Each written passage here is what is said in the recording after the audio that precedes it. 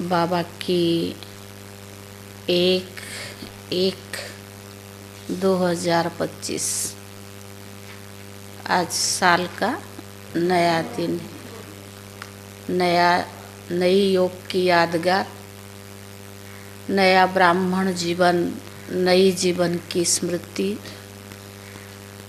ब्राह्मण जीवन में बाबा ने हमें हर रोज़ नई नई उमंग उत्साह देता है और नया जीवन, चाहे हम कितने साल पुराने ज्ञान में क्यों ना हो, पर हमारा ब्राह्मण जीवन ही भगवान के साथ, ईश्वर के साथ नया जीवन है। और इस नया जीवन माना योगी और पवित्र लाइफ है। और इस नए लाइफ में, योगी और पवित्र जीवन में बाबा हमें बहुत कुछ उमंग उत्साह भी दे रहा है और आगे भी बढ़ा रहा है। तो आप सबको 2025 यानी नया वर्ष की बहुत बहुत मुबारक हो, मुबारक हो, मुबारक हो। और हम सब नए वर्ष में जो बाबा की महावाक्य 15 दिसंबर में चली थी और कल भी चली है, हम नए वर्ष में सब एक दूसरे के हाथ में हाथ रखकर, मिलजुल कर अपनी दूसरे की गलती को अपनी गलती समझकर, समाकर हमें आगे बढ़ना है। बाबा हमें इशारा दे रहा है। कल की जो मुरली थी उसमें बाबा ने कहा, आप बच्चों को वैराग वृत्ति जागृत करनी है। जब तक वैराग वृत्ति नहीं जागृत होगी तब तक हम पुरुषार्थ में तीव्र गति नहीं आ सकती है। इसलिए 2025 हमारे लिए बहुत नई पुरुषार्थ लेकर के आएगा और पुरुषार्थ में हम तीव्र गति की उड़ान भरकर आगे बढ़ेंगे। और ये हम सबके लिए ही शुभ कामनाएं हैं। बाबा तो हमें बहुत सारा शुभ कामना दे रहा है, पर हम ब्राह्मणों की भी एक दो के अंदर यही शुभ भावना, शुभ कामना रहे। हम एक दूसरे को साथ और हाथ देकर आगे बढ़ना है। और ये खुशियों का जीवन है। ब्राह्मण जीवन माना खुशी की जीवन है, नया जीवन है ना। तो इसलिए नए साल में पुनः आप सबको बहुत बहुत मुबारक हो। आज बाबा की महावाक्य है, सारे मीठे बच्चे तुम ज्ञान की बरसात कर हरियाली करने वाले हो। मीठे बच्चे तुम ज्ञान की बरसात कर हरियाली करने वाले हो। तुम्हें धारणा करनी और करानी है। तुम्हें धारणा करनी और करानी है। प्रश्न, जो बादल बरसते नहीं उन्हें कौन सा नाम देंगे?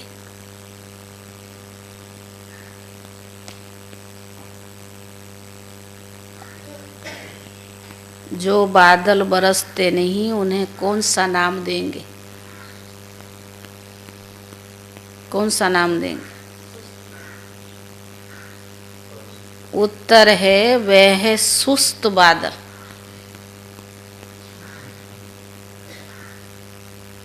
अगर धारणा हो तो बरसने के बिना रह नहीं सकते।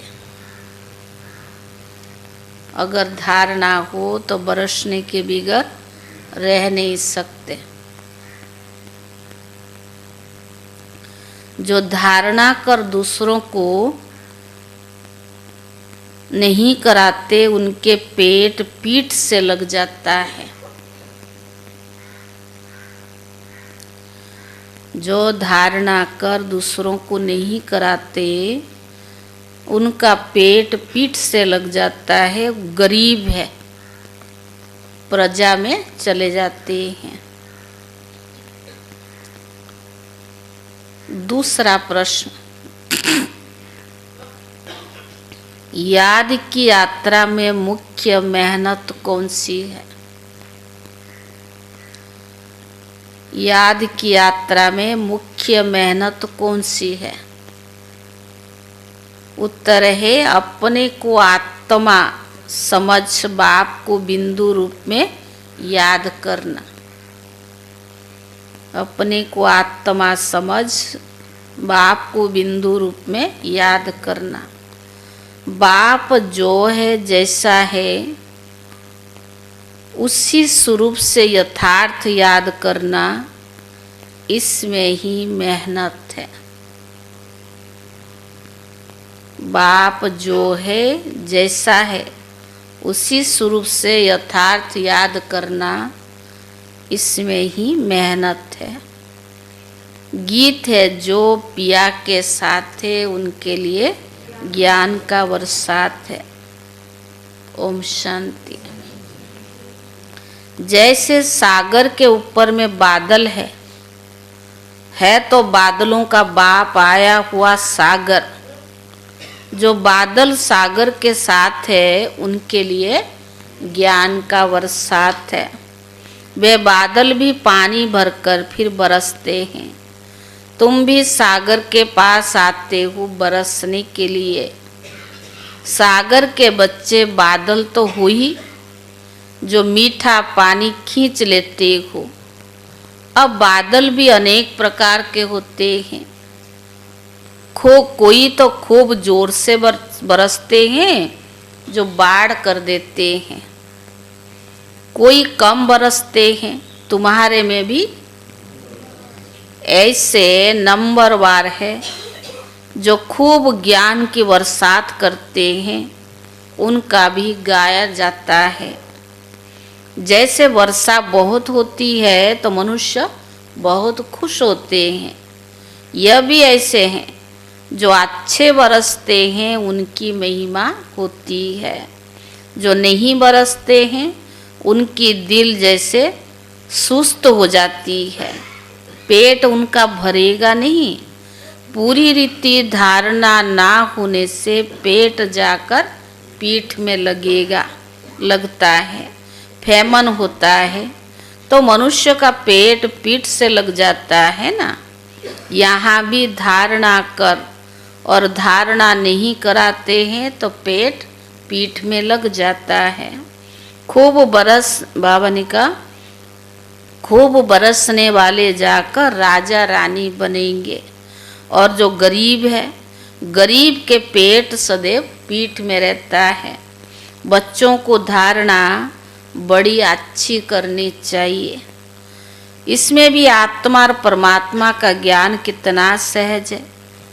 तुम अब समझते हो हमारे में आत्मा और परमात्मा दोनों का ज्ञान नहीं था तो पेट और पीठ में लग गया था ना। मुख्य है ही आत्मा और परमात्मा की बात। मनुष्य आत्मा को नहीं जानते तो परमात्मा को फिर कैसे जान सकेंगे। कितने बड़े विद्वान पंडित आदि है, कोई भी आत्मा को नहीं जानते हैं। अब तुमको मालूम हुआ कि आत्मा अविनाशी है। उनमें 84 जन्म का अविनाशी पाठ नूंधा हुआ है जो चलता रहता है। अविनाशी आत्मा अविनाशी है तो पाठ भी अविनाशी है। आत्मा कैसे ऑलराउंडर पाठ बजाती है यह किसको भी पता नहीं है। वह तो आत्मा सु परमात्मा कह देते हैं। तुम बच्चों को आदि से लेकर अंत तक पूरा ज्ञान है। वह ड्रामा की आयु लाखों वर्ष कह देते हैं। अभी तुमको सारा ज्ञान मिलता है।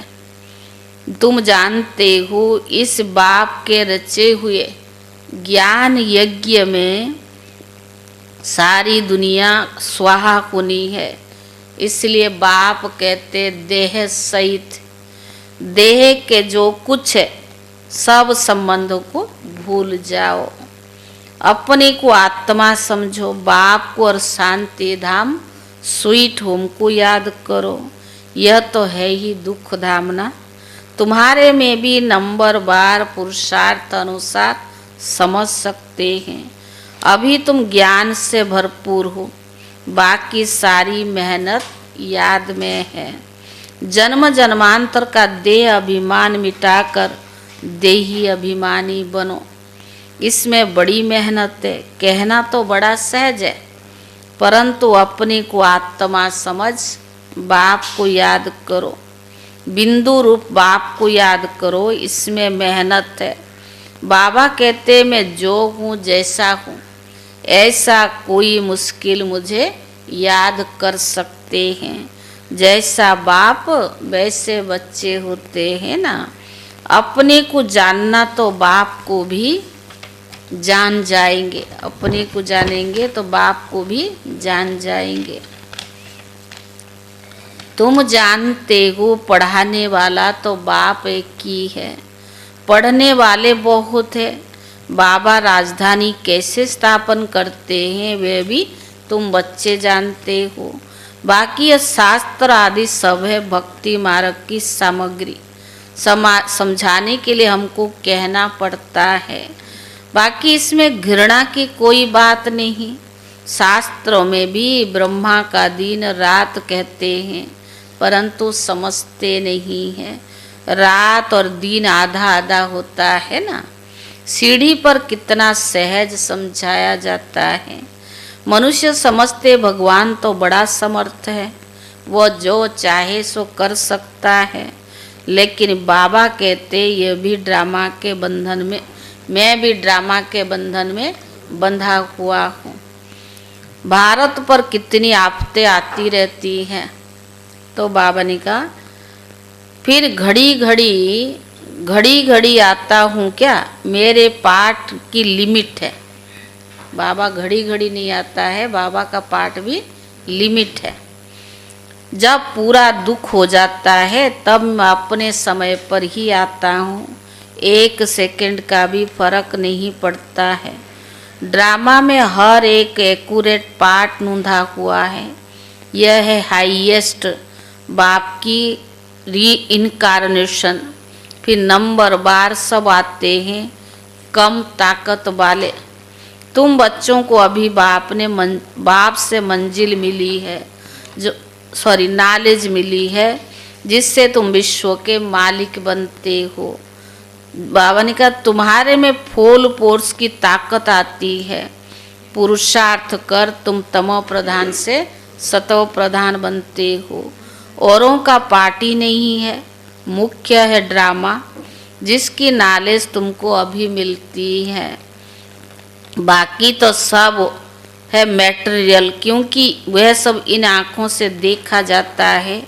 वंडर ऑफ दी वर्ल्ड तो बाबा है, जो फिर से रचते हैं स्वर्ग, जिसको हेवन पैराडाइज भी कहते हैं। उनकी कितनी महिमा है। बाप और बाप के रचना की बड़ी महिमा है। ऊंचते ऊंचा है भगवान, ऊंचते ऊंचा स्वर्ग की स्थापना कैसे करते हैं। यह कोई भी बाबा ने कहा यह कोई भी कुछ नहीं जानते।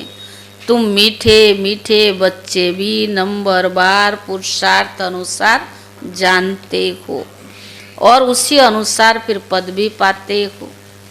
तो बाबा ने कहा जिसमें पुरुषार्थ किया वो ड्रामा अनुसार ही करते हैं। पुरुषार्थ के बिगर कुछ भी मिल न सके। कर्म बिगर 1 सेकंड रह भी नहीं सकते।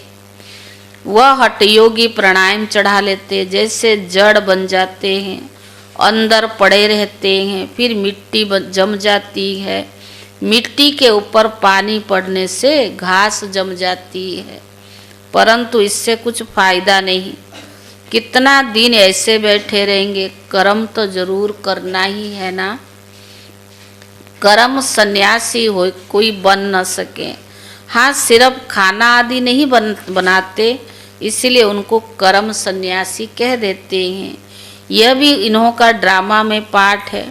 यह निवृत्ति मार्ग वाले नहीं होते तो भारत की क्या हालत हो जाती है।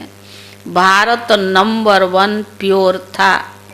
बाबा पहले प्यूरिटी स्थापन करते हैं, जो आधा कल्प चलती है। बराबर सतयुग में एक धर्म एक राज्य था, फिर डीटी राज्य, अब फिर से स्थापना हो रहा है। ऐसे अच्छे अच्छे स्लोगन बनाकर मनुष्यों को सुजाग करना चाहिए। फिर से डीटी राज्य भाग्य आकर के लो, अभी तुम कितना अच्छी रीति समझते हो। श्री कृष्ण को श्याम सुंदर क्यों कहते हैं, यह भी अभी तुम जानते हो। आजकल तो बहुत ही ऐसे ऐसे नाम रख देते हैं, श्री कृष्ण से कंपटीशन भी करते हैं। तुम बच्चे जानते हो पतित राजाएं कैसे पावन राजाओं के आगे जाकर माथा टेकते हैं, परंतु जानते थोड़ी है। तुम बच्चे जानते हो पूज्य थे वही पुजारी बन जाते हैं। अभी तुम्हारी बुद्धि में सारा चक्कर है। यह भी याद रहे तो अवस्था बड़ी अच्छी रहे। तो बाबा ने कहा परंतु माया सिमरण करने नहीं देती है, भुला देती है। सदैव हर्षित मुख अवस्था रहे। उसकी मम्मी बैठती है ना वहाँ, इसलिए वो आपको बना। तो बाबा ने कहा तो तुम्हारे देवताएं, तुम्हारे को बाबा ने कहा तुमको देवता कहा जाए, लक्ष्मी नारायण का चित्र देख कितना खुश होते हैं। राधे कृष्ण अथवा राम आदि को देखकर इतना खुश नहीं होते कि क्योंकि श्री कृष्ण के लिए शास्त्र में हंगामे की बातें लिख दी है। ये बाबा बनता श्री श्री नारायण है ना। बाबा तो इन लक्ष्मी नारायण के चित्रों को देख बहुत खुश होते थे। चित्रों को ऐसे समझना चाहिए। बाकी कितना समय ऐसे पुराने शरीर में होंगे, जाकर फिर प्रिंस बनेंगे। यह एम ऑब्जेक्ट है, यह सिर्फ तुम बच्चे ही जानते हो। खुशी में कितना गदगद होना चाहिए। जितना पढ़ेंगे उतना ऊंच पद भी पाएंगे। अगर पढ़ेंगे नहीं तो क्या पद मिलेगा।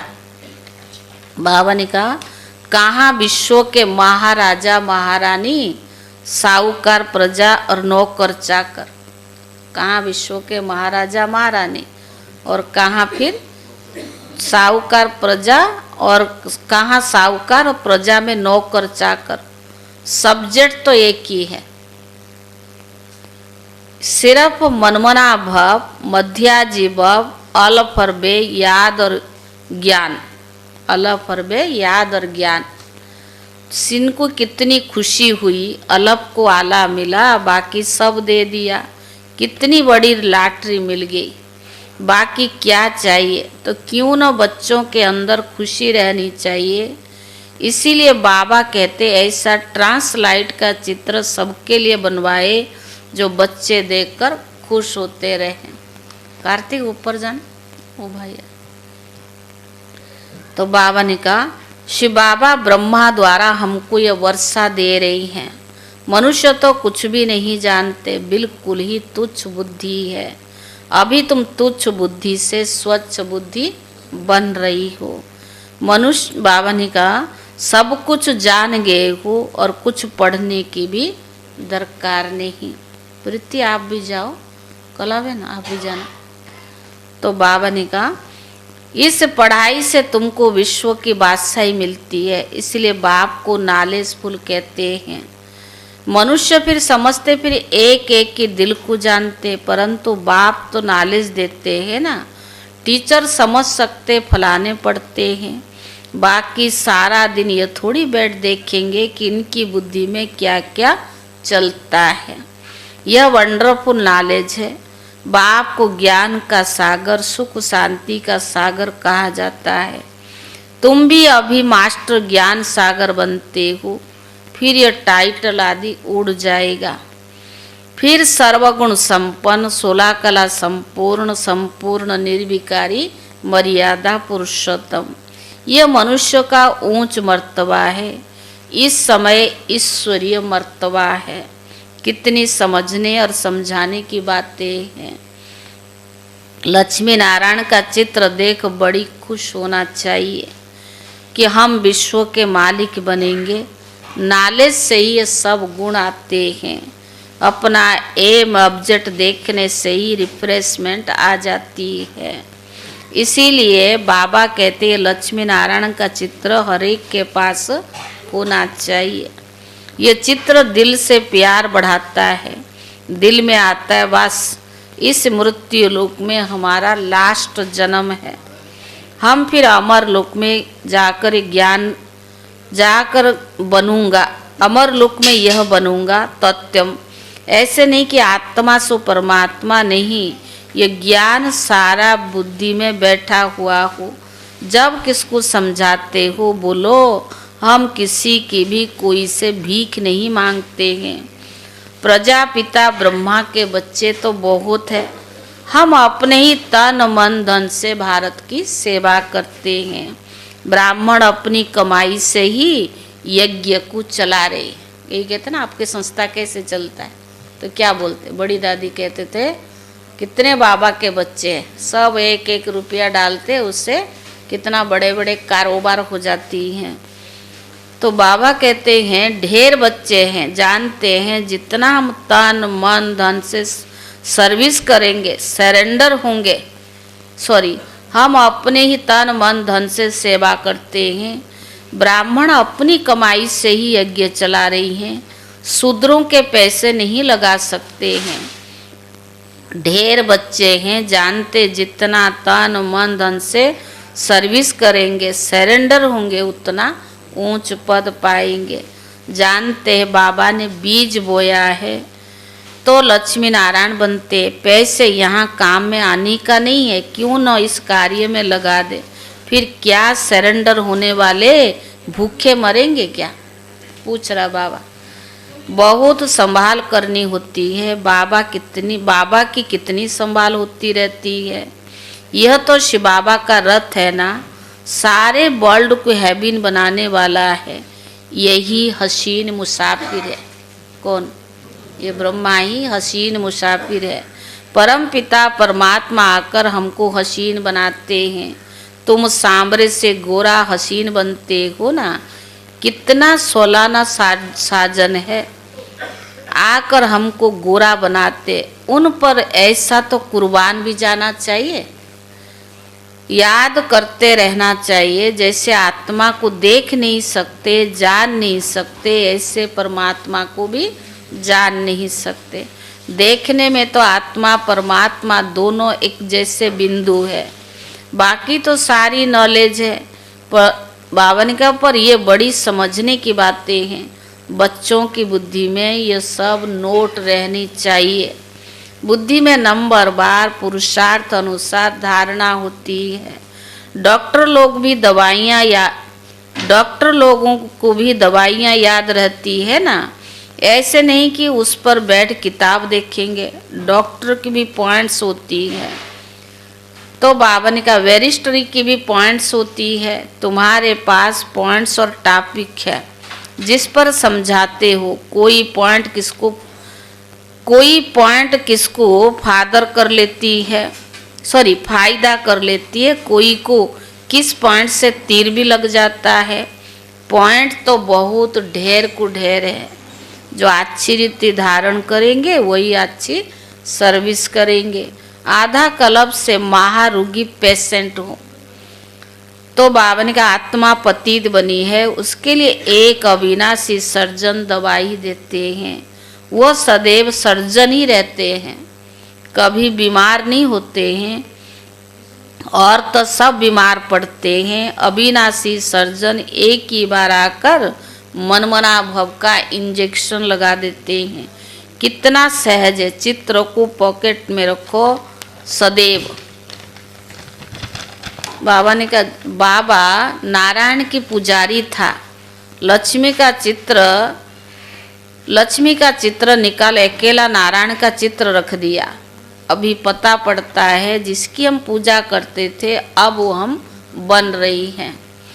तो बाबा ने कहा लक्ष्मी को विदाई दे दी, यह पक्का है। हम लक्ष्मी नहीं बनूंगा। लक्ष्मी बैठ पैर दबाए, ये भी अच्छा नहीं लगता है। उनको देखकर पुरुष लोग स्त्री पर पैर दबाते हैं, वहाँ थोड़ी लक्ष्मी बैठ के पैर दबाएगी। यह रस्म रिवाज वहाँ होती नहीं।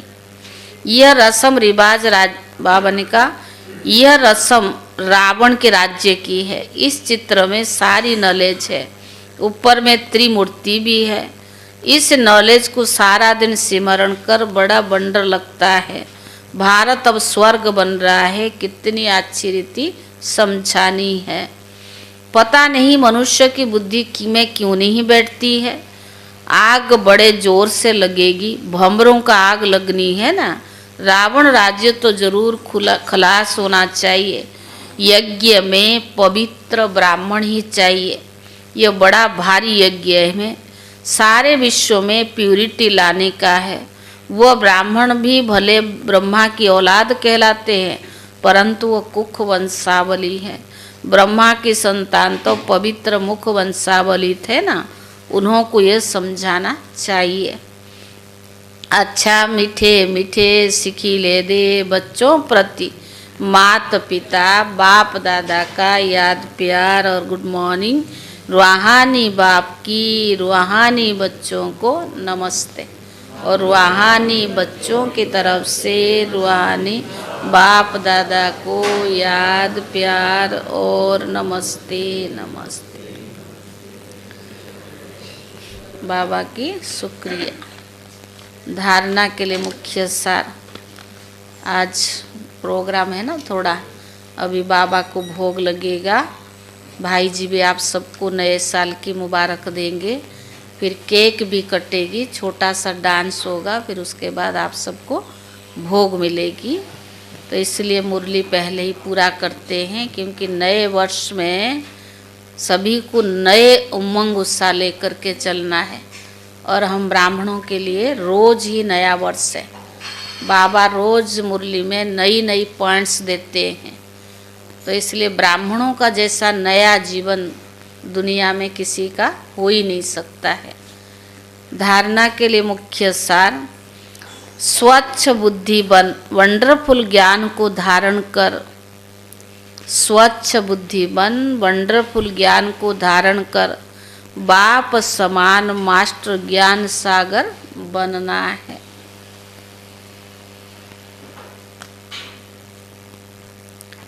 बाप समान मास्टर ज्ञान सागर बनना है। नॉलेज से सर्वगुण स्वयं में धारण करनी है। दूसरा, जैसे बाबा ने तन मन धन सर्विस में लगाया, सरेंडर हुए, ऐसे बाप समान अपना सब कुछ ईश्वरीय सेवा में सफल करना है।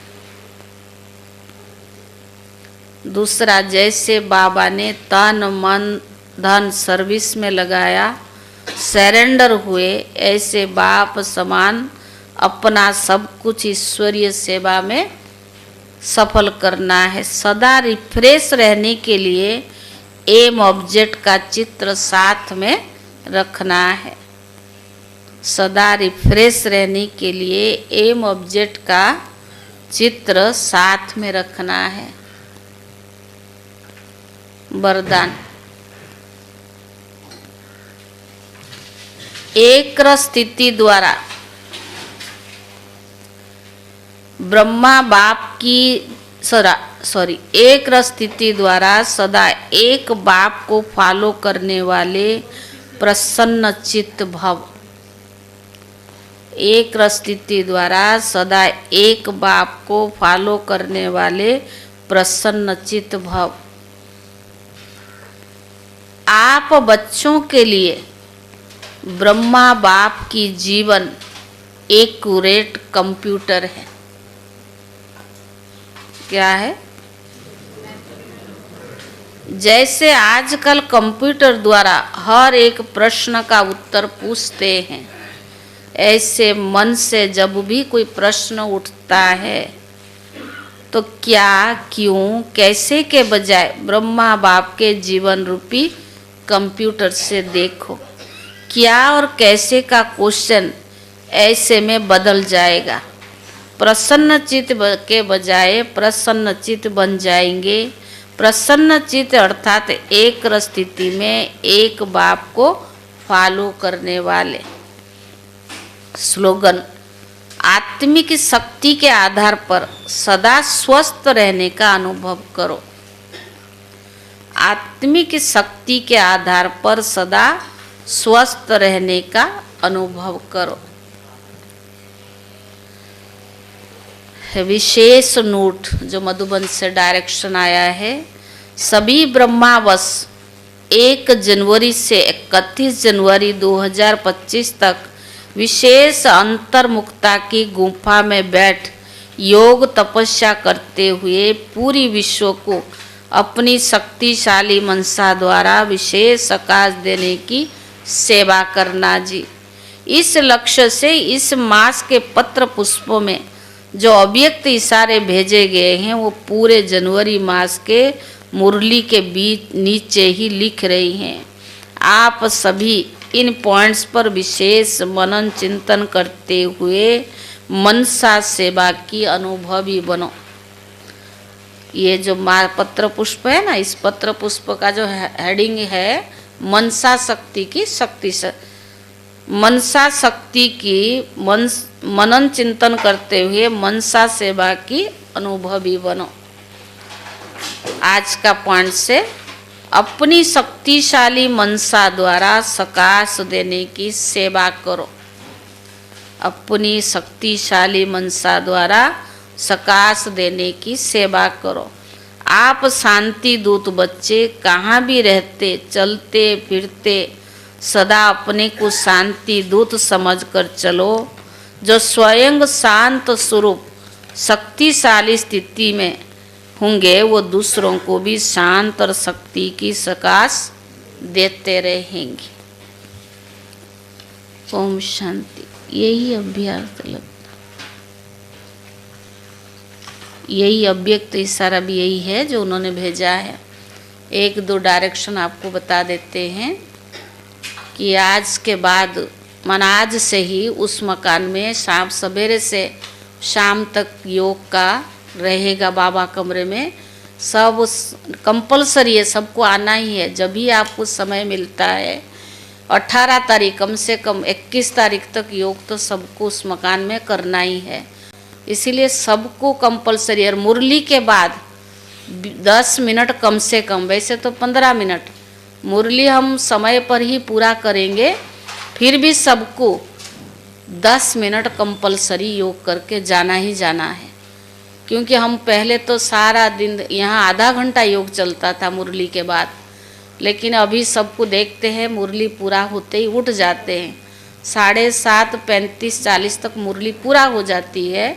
कम से कम 8 बजे तक हम योग कर सकते हैं, यानी 8 बजे तक मुरली और योग फिनिश कर देंगे। लेकिन कंपलसरी है, कोई भी अभी 21 दिन तक आपका घर की कोई काम है पहले पूरा करके आओ। और वैसे भी अभी रेस्ट चल रही है, सबको आपको बैठना ही है, संगठित योग करना ही है।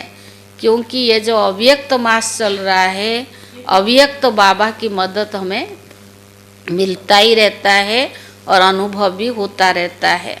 इसलिए सबको नए वर्ष की उमंग उत्साह को बढ़ाना है। अगर हम अपने से भी कहते हैं कि अगर जाने अनजाने पुराने वर्ष में कोई भी हमारे से गलती हो गई है उसको भी माफ़ करना है। क्योंकि हम कोई भगवान तो है नहीं, हम सब पुरुषार्थ में लगे हुए हैं। हम कोई 16 कला संपन्न बने नहीं है। बनने के लिए ही बाबा हमें रोज़ तरह तरह की यानी युक्तियाँ बता रहा है। इसीलिए कोई भी ये ना समझे हम एक परिवार के हैं, परिवार में गलती को समाया भी जाता है और उसको फिर भी प्यार से चलते हैं। इसलिए हम सब मिल कर के जो बाबा का इच्छा है, बड़ों की डायरेक्शन है, मधुबन से हमें बनी बनाई इतना अच्छा पुरुषार्थ की मिल रहा है, तो उसको हम सही रीति से यूज़ करके बैराग लाके बाबा ने कल का इस वर्ष में बैराग को उत्पन्न करना है। पर आप देखते समय अनुसार आप करो या ना करो, वक्त ऐसे आ रहा है आप पे ही बैराग उत्पन्न होगी। इसीलिए हमें अपने पुरुषार्थ को आगे बढ़ाना है। तो आप सबको पुनः 2025 को बहुत बहुत मुबारक हो, मुबारक हो।